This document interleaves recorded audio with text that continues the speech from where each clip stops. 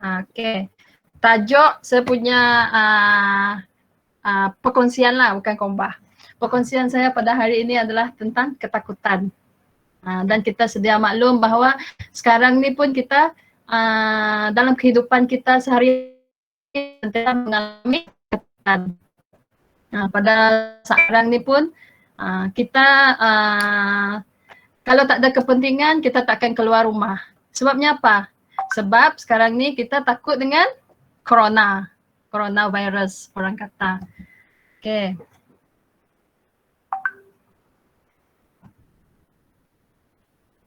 Okay, sebelum tu saya akan mendefinisikan apa yang dikatakan ketakutan ni.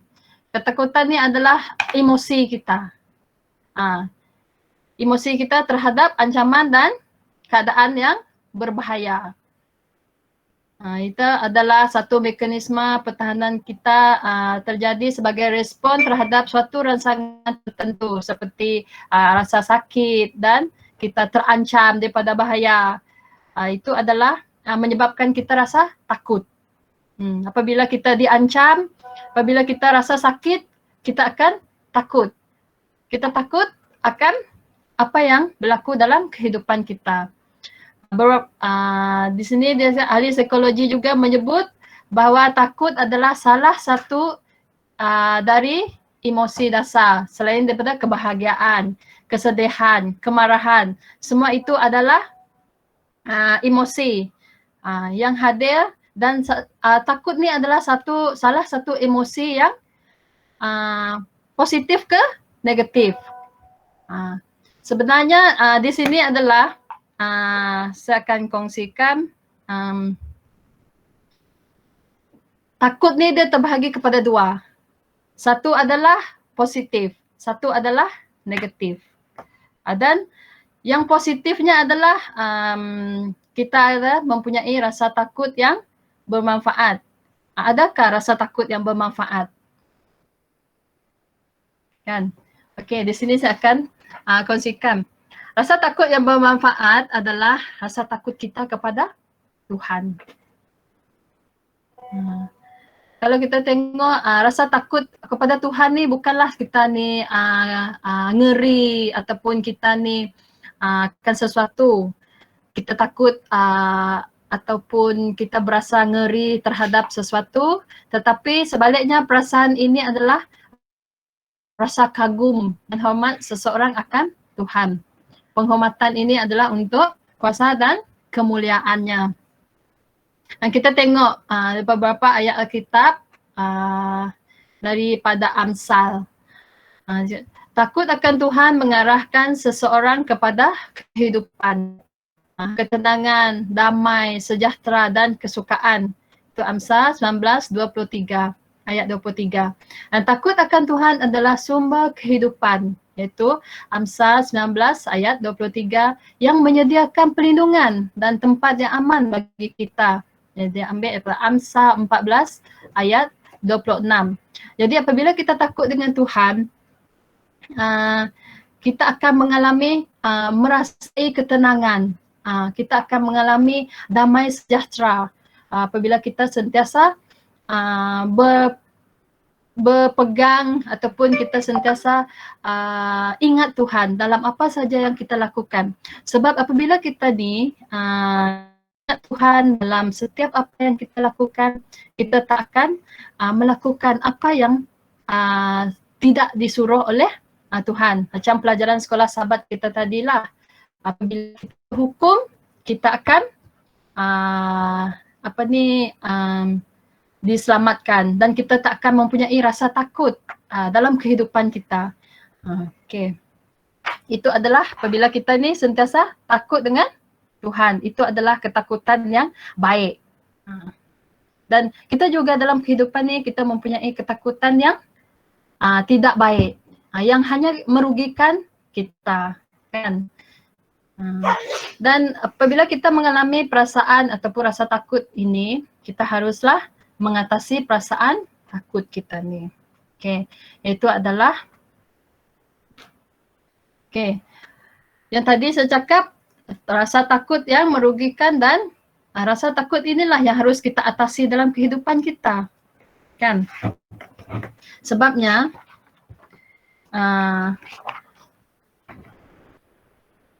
contohnya kan, seperti yang dah saya sebutkan di awal perkongsian saya tadi, hari ini kita takut dengan apa yang meresahkan kita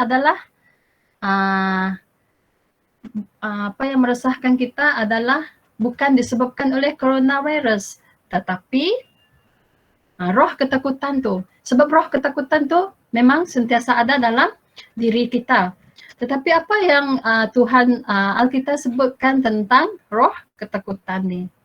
Roh ketakutan ni dan kegelisahan ni dia tak betul berasal dari Tuhan, dia cakap. Kita tengok daripada buku 2 Timotius 1 ayat 7. Sebab Allah memberikan kepada kita bukan roh ketakutan, melainkan roh membangkitkan kekuatan, kasih dan ketertiban.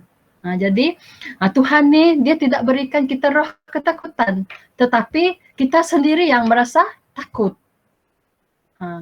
Contohnya, kalau Tuhan ni, roh ketakutan ni dia sentiasa menguasai diri kita. Dan saya percaya semua kita ni sekarang ni pun berada dalam roh ketakutan. Okey. Tadi Tuhan mengatakan bahawa dia tidak memberikan kita roh ketakutan.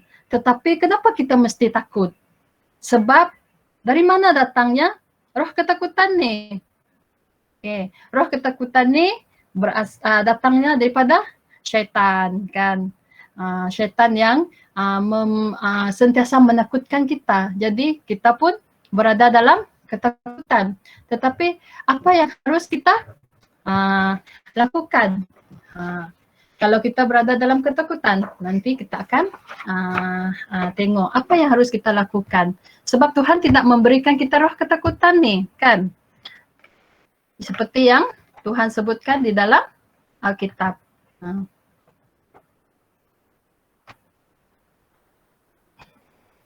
Okey. Pada hari ini dan ketika ini, apa yang paling kita takutkan adalah kematian. Kita sentiasa takut dengan kematian.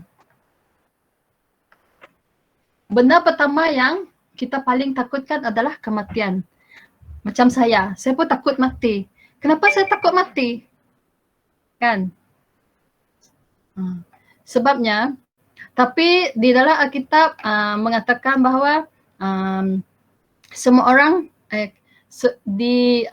orang ni dia pasti memiliki ketakutan tentang kematian dan proses menuju kematian. Contohnya kan, kalaulah kita ni pergi ke hospital dan tiba-tiba pula kita disahkan sakit kanser dan kita ni dikatakan oleh doktor tak hanya boleh hidup dalam 2 minggu. Apa perasaan kita? Takut kan? Kita takut mati. Begitu juga dengan sekarang ni, corona. Corona pun dia sekarang ni kalau kita mempunyai penyakit dan kita positif corona, COVID-19, dan kemungkinan kita akan mati. So, secara tak langsung kita menjadi takut. Dan tetapi jika kita ni bagi orang yang percaya, kematian itu sendiri tidak menakutkan. Kerana kita tahu kita akan berjumpa Tuhan Yesus saat kita mati. Tetapi apa yang penting adalah kita pastikan diri kita telah diselamatkan dan kita tahu ke mana kita akan pergi setelah mati. Bagaimana? Bagaimana kita nak pastikan diri kita ni apabila kita mati nanti kita akan pergi kepada Tuhan. Kita akan bersama-sama dengan Tuhan di syurga. Dan ini adalah yang terutama iaitu terimalah Yesus sebagai Tuhan dan Juru Selamat untuk memperoleh kehidupan kita yang kekal. Dan sudah pasti apabila kita menerima Yesus, kita akan diselamatkan dan kita akan bersama-sama dengan Yesus di syurga nanti. Amin.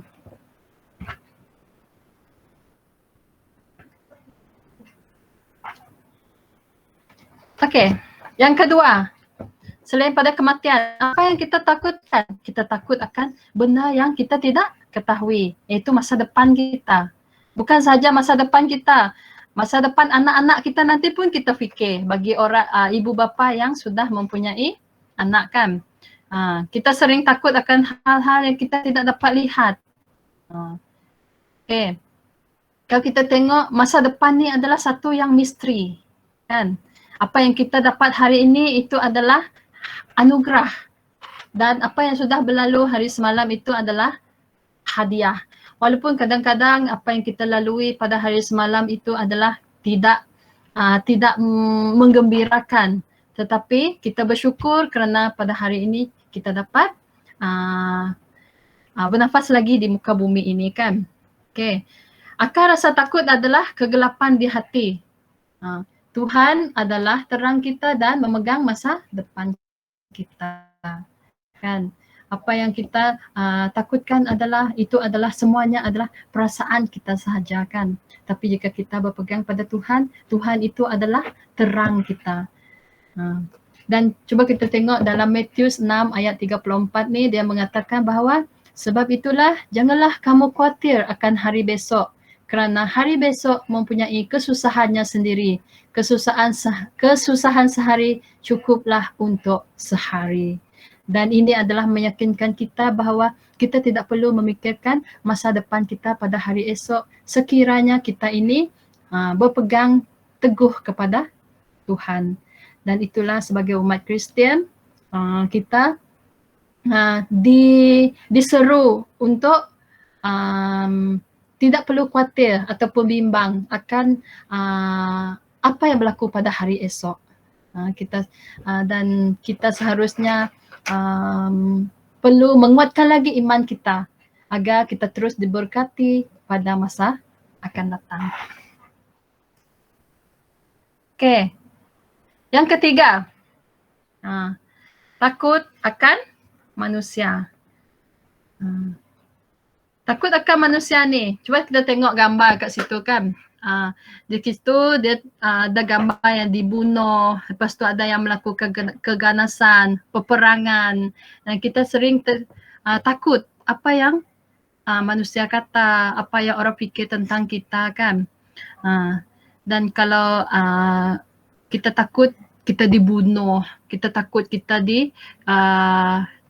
yang paling yang kita takuti adalah orang mencederakan kita. Semua itu adalah apa yang kita takutkan, dan perbuatan-perbuatan itu adalah dilakukan oleh manusia. Kan? Dan Mazmur ni kita tengok dalam Mazmur 56 ayat 11 ni, dia cakap kepada Allah aku percaya, aku tidak takut. Kalau kita percaya kepada Allah, kita tidak akan takut pada apa-apapun, dia cakap. Dan apakah yang dapat dilakukan manusia terhadap aku? Walaupun dan kita tengok Matius 10 ayat 28 ni. Dan janganlah kamu takut kepada mereka yang dapat membunuh tubuh, tetapi yang tidak berkuasa membunuh jiwa. Takutlah terutama kepada dia yang berkuasa membinasakan baik jiwa maupun tubuh di dalam neraka. Dan ayat ini, Matius 10 ayat 28 ini terang-terang menyebut jangan takut kepada orang yang boleh membunuh tubuh kita. Kerana dia tidak boleh membunuh, dia tidak berkuasa membunuh jiwa kita. Dan apa yang perlu kita takut adalah seperti yang kita dah belajar pada awal, yang kita dengar pada awal perkongsian tadi, takutlah akan Tuhan. Kerana dia hanya Tuhan saja yang berkuasa membinasakan baik jiwa maupun tubuh kita di dalam neraka. Okay. Jadi selepas ini kita tidak perlu takut lagi akan manusia, kerana ada orang yang lebih hebat lagi daripada manusia. Okay, tadi kita dah terangkan tentang rasa takut yang sering kita menghantui jiwa kita sebagai manusia. Dan sekarang ni kita pergi kepada cara mengatasi rasa takut. Okay. Cara mengatasi rasa takut yang pertama ini adalah percaya kepada Tuhan. Percaya kepada Tuhan ni dia berarti kita menerima Yesus dengan sepenuh hati kita. kita bersungguh-sungguh percaya kepada Tuhan, bererti kita ni menolak untuk menyerahkan rasa takut kepada rasa takut kita terhadap apa sekalipun yang berlaku dalam kehidupan kita. Kalau kita tengok kisah Ayub ni. Okay. Ayub ni, dia ni sentiasa, walaupun dia seperti yang dikatakan oleh Ayub, ketika ia mengalami percubaan yang paling berat yang pernah dicatatkan dalam Alkitab. Saya percaya kita semua tahu macam mana kisah Ayub ni kan. Okay. Ayub ni kita tengok daripada apabila dia dicoba, apa yang dia katakan?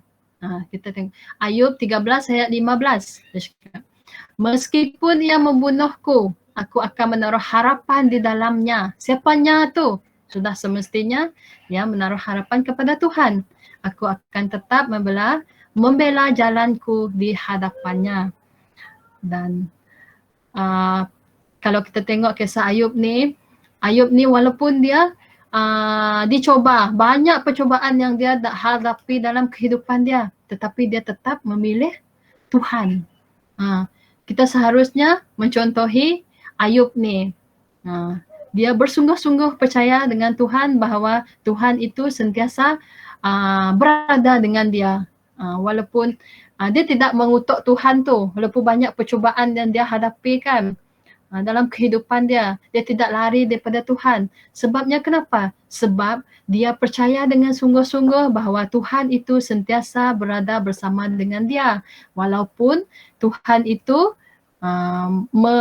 walaupun banyak percubaan dalam kehidupan dia. Dan kita tengok Mazmur 34 ayat 5.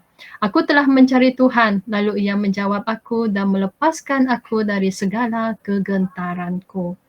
Dan apabila kita ni menghadapi rasa takut, menghadapi kegentaran dalam kehidupan kita, jalan penyelesaiannya adalah carilah Tuhan, percaya kepada Tuhan, dan dia akan menjawab segala permasalahan kita, segala ketakutan yang kita hadapi dan segala kegentaran yang berlaku dalam kehidupan kita.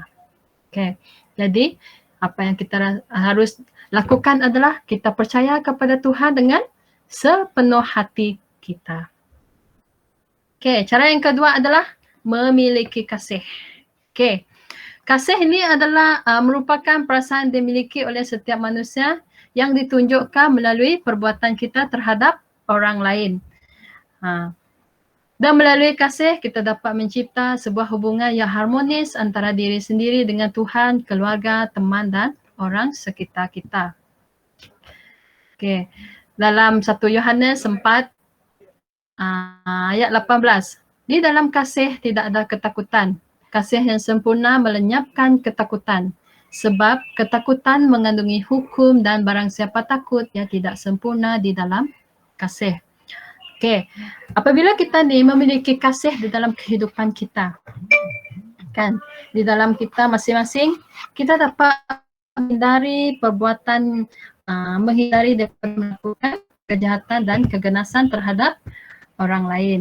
Dan keadaan ini secara tidak langsung mewujudkan keadaan yang aman, damai dan tak ada lagi ketakutan yang dihadapi oleh kita.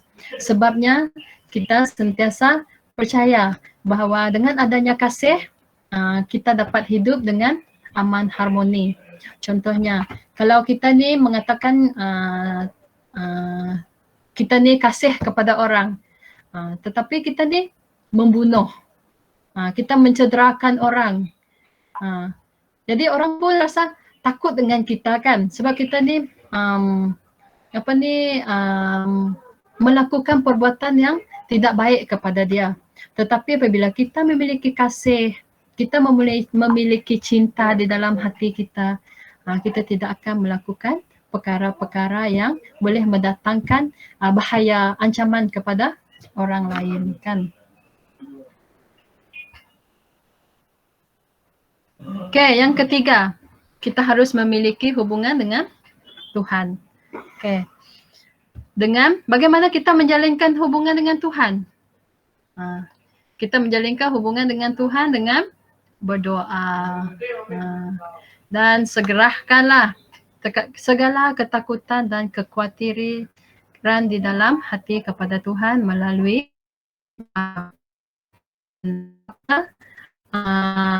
lakukan apabila kita ni mengalami kekhawatiran dasarnya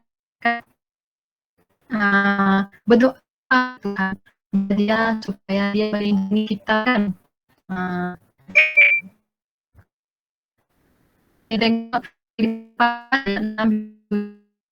jadi dia terang mengatakan bahawa janganlah kamu khawatir tentang apapun, tetapi nyatakanlah dalam segala hal keinginan kepada Allah dalam doa dan permohonan ucapan syukur. Damai sejahtera Allah yang melampaui segala akal dan memelihara hati dan fikiranmu dalam Yesus. Jadi terang-terang di sini bahawa kuasa doa itu, kuasa doa ni dia mengatasi segala apapun di dunia ini, kan? Sebabnya kadang-kadang kita ni sebagai manusia, kita ni sentiasa berhadapan dengan ketakutan dan kerisauan. Dan apa saja yang kita berlaku dalam kehidupan kita, kita serahkan kepada Tuhan melalui doa. Dan dia akan mempermudahkan apa yang kita rasakan, kan? Okey. Kita dah sampai ke kesimpulan ni sekarang. Sebab daripada yang perkongsian kita yang di awal tu, saya cakap dan ayat ni saya tinggalkan dengan dua ayat ni. Iaitu ayat pertama adalah Yesaya 41 ayat 10. Saya cakap, janganlah takut sebab aku menyertai engkau. Janganlah bimbang sebab aku ini Allahmu dan aku akan meneguhkan bahkan akan menolong engkau. Aku akan memegang engkau dengan tangan kananku yang membawa kemenangan. Ini adalah janji-janji Tuhan dengan kita bahawa dia mengatakan supaya kita jangan takut kerana dia sentiasa menyertai kita, kan? Apabila kita sebab itu apabila kita sudah belajar tentang membaca tentang ayat-ayat Alkitab ni, janganlah kita takut lagi dan serahkanlah kepada Tuhan, kan? Dan apabila kita menyerahkan semuanya kepada Tuhan, kita tengok pada Mazmur 5 ayat 11 ni, tetapi semua orang yang berlindung padamu akan bersukacita, mereka akan bersorak-sorai selama-lamanya kerana engkau menerangi mereka dan kerana engkau akan bersukaria. Orang-orang yang mengasihi namamu. Okey. Jadilah kita menjadi seperti pemazmur yang berkata dengan penuh keyakinan, kan? Pemazmur ni dia percaya Allah kerana yang mengetahui dan mengerti tentang kuasa Tuhan ni. Jadi selepas ni kita berharap apabila kita mengalami kegetaran, apabila kita mengalami ketakutan dalam kehidupan kita, kita ingat ayat-ayat Alkitab ini bahawa Tuhan itu sentiasa ada untuk kita. Okey, itu saja. Amin.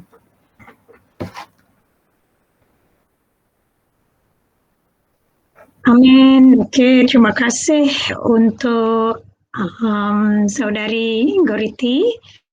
Ya, ketakutan ini dalam arti kata lain yang kita boleh samakan juga adalah sebagai dia tidak boleh lari dengan perkataan kebimbangan.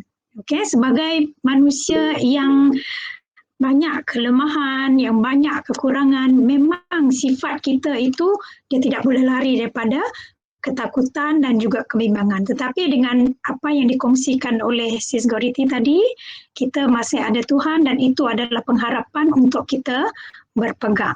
Okay, jadi kita tidak perlu terrisau yang ataupun kebimbang atau takut yang melampau, seolah-olah kita ni tidak ada Tuhan yang boleh membantu kita lah.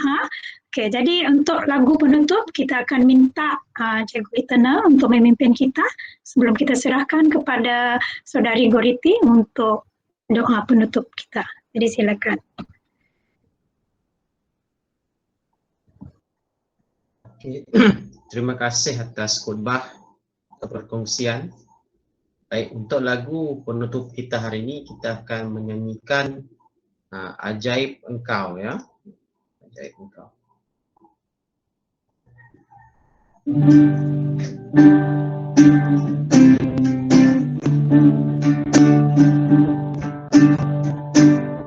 Oke, nyanyi. Oh Tuhanku, bila aku memandang alam luas ciptaan tanganmu, lihatlah ini ajaib segala bintang, seluruh alam kulihat kuasamu. Lalu nyanyi jiwaku padamu, ajaib Engkau, ajaib Engkau. Lalu nyanyi jiwaku padamu, ajaib Engkau, ajaib Engkau. Bila aku pergi ke hutan Libanon, ku dengar burung merdu menyanyi. Di puncakku aku lihat lembah, padang hijau semua berseri. Lalu nyanyi jiwaku padamu, ajaib Engkau, ajaib Engkau. Lalu nyanyi jiwaku padamu, ajaib Engkau, ajaib Engkau. Bila aku mengingat Tuhan Yesus mati untuk menebus dosaku, dan di salib darahnya pun tertumpah untuk hapuskan segenap dosaku. Lalu nyanyi jiwaku padamu, ajaib Engkau, ajaib Engkau. Lalu nyanyi jiwaku padamu, ajaib Engkau, ajaib Engkau. Waktu Yesus bersorak kemenangan, aku pulang bersuka dan riang, dan aku sujud penuh kerendahan, mengucapkan Tuhan sungguh ajaib. Aku nyanyi jiwaku padamu, ajaib Engkau, ajaib Engkau. Lalu nyanyi jiwaku padamu, ajaib Engkau, ajaib Engkau.